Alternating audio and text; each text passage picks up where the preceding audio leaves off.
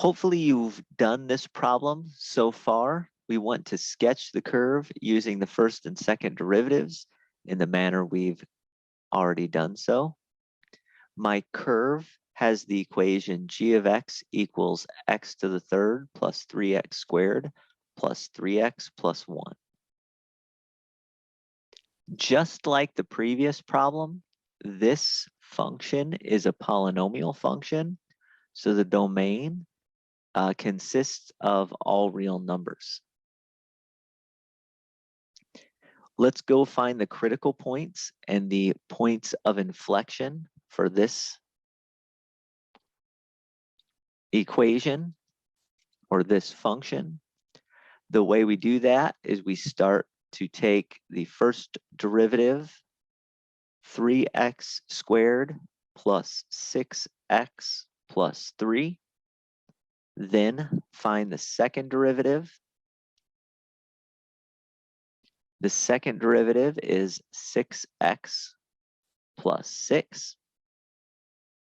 To find my critical points, set the first derivative equal to 0. 3x squared plus 6x plus 3 is set equal to 0. I'm going to divide both sides by 3. This polynomial, which is set equal to 0, factors. It factors into x plus 1 multiplied times another copy of x plus 1. That means we have one critical point, and it happens when x is equal to -1. When x is equal to -1, the corresponding y value I can obtain by plugging -1 into my original function. -1 cubed plus 3 times -1 squared plus 3 times -1 plus 1 gives me 0. So the critical point is -1, 0. Now the point of inflection happens when the second derivative is equal to 0. In this case, 6x plus 6 is my second derivative. So my point of inflection happens when x is equal to -1. Notice that the critical point and the point of inflection both had the same x values. Therefore, they're both going to have the same y values as well.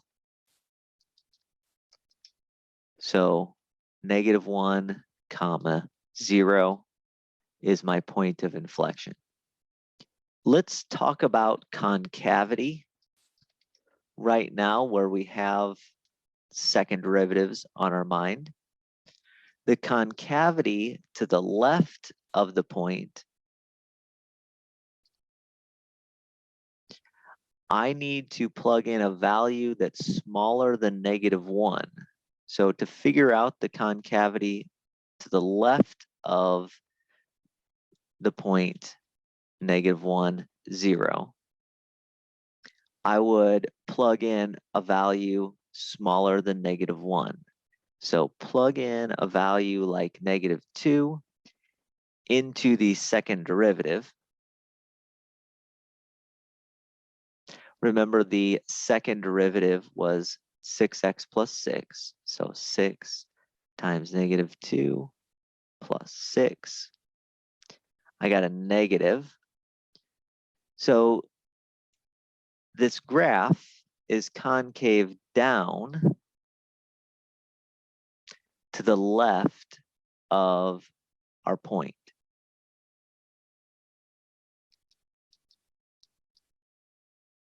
To the right of the point, we are going to do the same thing.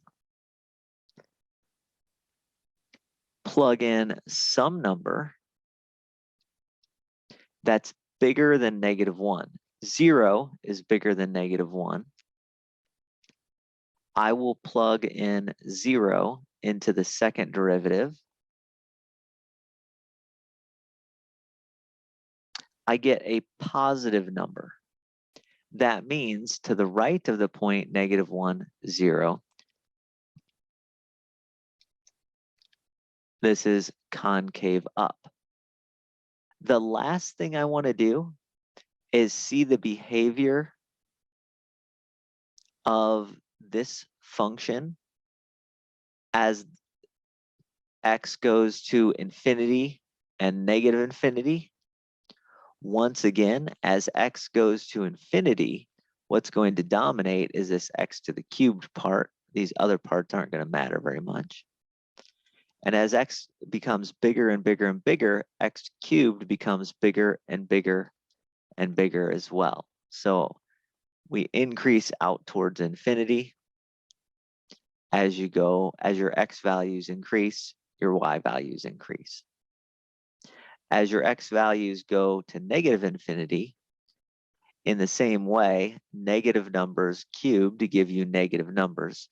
Negative really big numbers cubed give you negative really big numbers. So we go out to -infinity. Now we're ready to graph. By the way, you can do more if you want. If you want to figure out if we are increasing and decreasing to the left and right of -1, you could do that, but it will be pretty self-explanatory once we take into account all the stuff we've taken into account so far. All right, the only point of interest is both a critical point and a point of inflection. We know that to the left of this point, we're both concave down and going down towards infinity. So we're concave down and decreasing towards infinity. So that means if I were to draw this, it would look something like a parabola going in the downward direction. Once you hit this point, however, we start being concave up and going in the up direction, going towards positive infinity. I probably didn't draw that real well, but let's try to do that a little bit better. So there, parabola shape going up. From here, parabola shape going down. So something like that. And if I were to zoom in really, really close to this -1, I would end up getting like a flat part. So it's concave down, but this looks like from the left, it's like the top of a parabola. And on the right, let's change the color real quick. This looks like the bottom of the vertex of a different parabola. All right, so it's kind of like two put together. So that would be what the curve should look like. Something of that nature. It might be a little bit more narrow. If I actually found the values, you could probably find the y-intercept values to go along with this. There's one y-intercept. But in terms of the general shape, it looks like that general shape. Let's check that by graphing the function. I'm going to go ahead and graph that. G of x, my original function, is x to the third plus 3x squared plus 3x plus 1. Yeah, we graphed that pretty well, right? Pretty well looking. Obviously, I might have graphed a little bit thicker, or we might have crossed the y-axis at a slightly different point, but we got the general shape down. Okay? So these techniques really bring a lot of insight into what the first derivative and the second derivative are actually telling you.